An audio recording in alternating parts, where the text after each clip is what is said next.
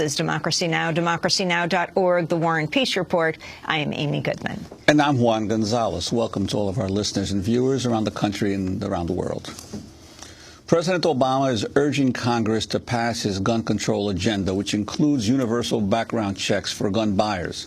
On Thursday, Obama made an emotional plea for Americans not to forget the horrifying elementary school massacre in Newtown, Connecticut, 3 months ago. Surrounded by mothers of shooting victims, Obama said decisive action must be taken to prevent future tragedies. There's absolutely no reason why we can't get this done. But the reason we're talking about it here today is because it's not done until it's done.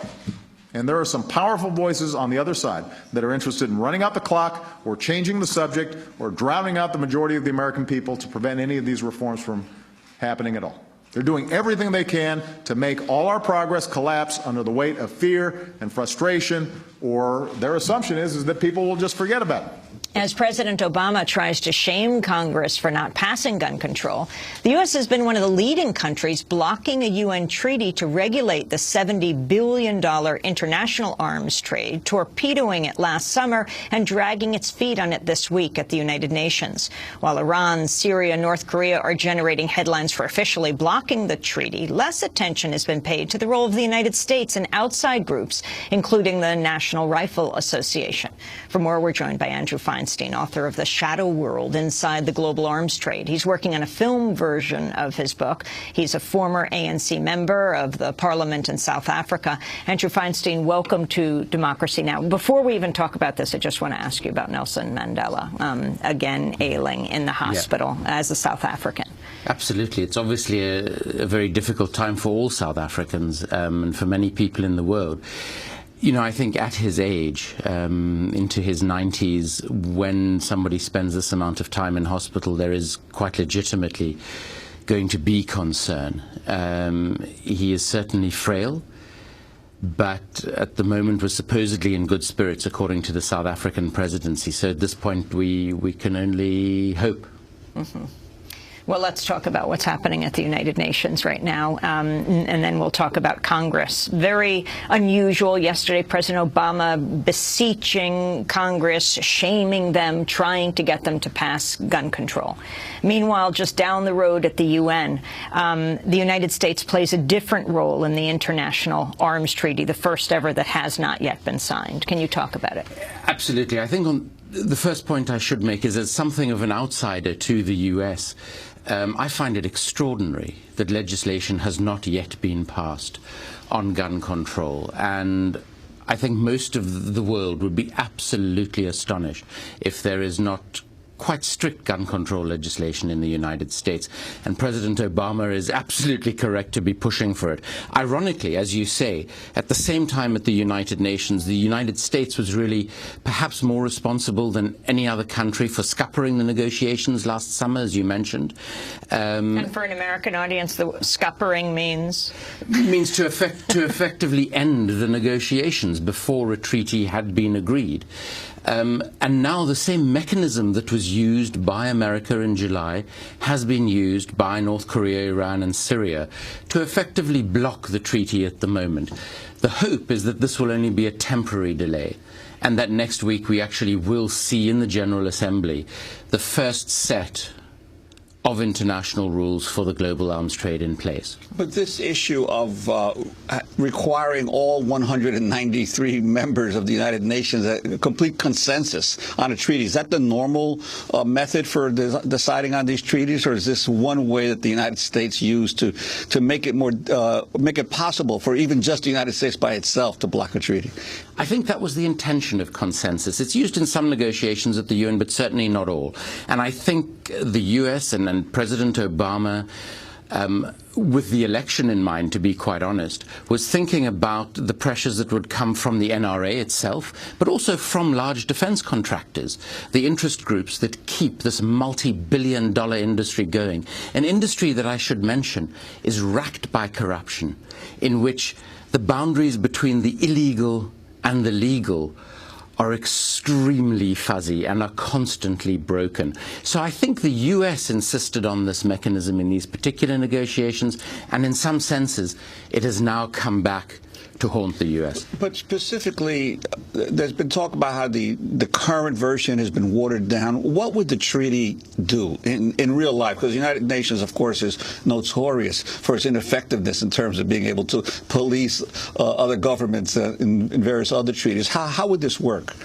Well, the idea is that it would raise the stakes. It would make it incumbent upon those countries that sign up to it to put in place certain mechanisms that would govern the way in which they export and import weaponry.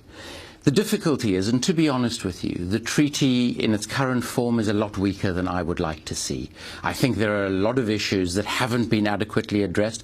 There is also no meaningful enforcement mechanism. But to the credit of the civil society organizations and activist groups who have pushed for this treaty, it will be the first set of international rules. And I think what its real use will actually be giving activists and civil society organizations a lever with which to exert pressure on their own governments. Let's talk about the one, sir. I just wanted to ask, to follow up on that. Can you give an example of some of the provisions that would bring progress on the question of controlling the arms flow? Certainly. What governments would have to do is they would have to consider certain criteria before authorizing the export of materiel, military equipment, weaponry from their country. Those would include the likelihood of it contributing to an intensification of conflict, atrocities against their own citizenry or citizenry from other countries. It would also mean that they would have to document exactly what they were both exporting and importing. So there are a whole number of ways in which it would apply regulation that doesn't currently exist. However, again, let me emphasize, without strong enforcement mechanisms and without really committed political will from individual nation states, the utility and effectiveness of this treaty still will remain to be seen. Let's talk about the National Rifle Association's role at the talks. On Saturday, the NRA thanked Republican Senator James Inhofe of Oklahoma for introducing an amendment during the Senate's budget to preemptively prevent the United States from entering into the UN Arms Trade Treaty. His amendment passed in the Senate early Saturday morning in a 53-46 vote. The executive director of the NRA's Institute for Legislative Action, Chris Cox, said in a statement, quote, "Thanks to the efforts of Senator Inhofe, we are one step closer to ensuring the UN will not trample on the freedoms our founding fathers guaranteed to us." Unquote. Well, last July, NRA Chief Wayne LaPierre testified at the United Nations opposing the Global Arms Treaty. The NRA is the largest and most active firearms rights organization in the world, with 4 million members who represent 100 million Americans who own firearms. On behalf of those 100 million American gun owners, I am here to announce NRA's strong opposition to anti-freedom policies that disregard American citizens' right to self-defense. No foreign influence has jurisdiction over the freedoms our founding fathers guaranteed to us. We will not stand idly by why international organizations, whether state-based or stateless, attempt to undermine the fundamental liberties our men and women in uniform have fought so bravely to preserve, and on which our entire American system of government is based. That was NRA Chief Wayne LaPierre last July. But it was the U.S. government, interesting, strange bedfellows here, the NRA and the Obama administration. It was the Obama administration that at the last minute ended these talks last July. You had the head of Amnesty International saying this was a stunning cowardice act by the Obama administration, with at the last minute did an about-face and scuttled progress toward a global arms treaty, so that people, especially the activists, couldn't even organize because it happened at the very end. So NRA and Obama together, when here at home they seem like they have their sights set on each other. Let me make an initial point, and that is that the NRA has peddled untruths about this international arms trade treaty since the beginning. It has suggested that it would in some way impact on their ability internally within the United States to to bear arms, which is an absolute nonsense. So not only are they strange bedfellows on the international stage, but even what is happening domestically should be put in its place by the Obama administration itself domestically. But it has used the NRA effectively, and I think for domestic political reasons, in the lead up to an election, to prevent the passage of the treaty. And yes, it was done in an enormously cynical way at the tail end of the negotiations that led activist groups and civil society in an impossible position. And even in the current negotiations, the United States has attempted to weaken the treaty in a whole range of ways, some of which, unfortunately, have come to fruition. And I think one has to bear in mind that there are massive interest groups here, the NRA, plus the large defense contractors in the United States and around the world, who want to see as weak an arms trade treaty as possible, if there has to be one at all. And, of course, this is in the context of our nation being by far the largest merchant of weapons in the world, dwarfing any other country in the world in terms of exporting of weapons of destruction around the globe. The United States sells and buys almost as much weaponry as the rest of the world combined. So what happens in the United States is absolutely crucial to the future of arms control in the entire world. So the influence of Mr. Lapierre can, unfortunately, be extraordinarily damaging.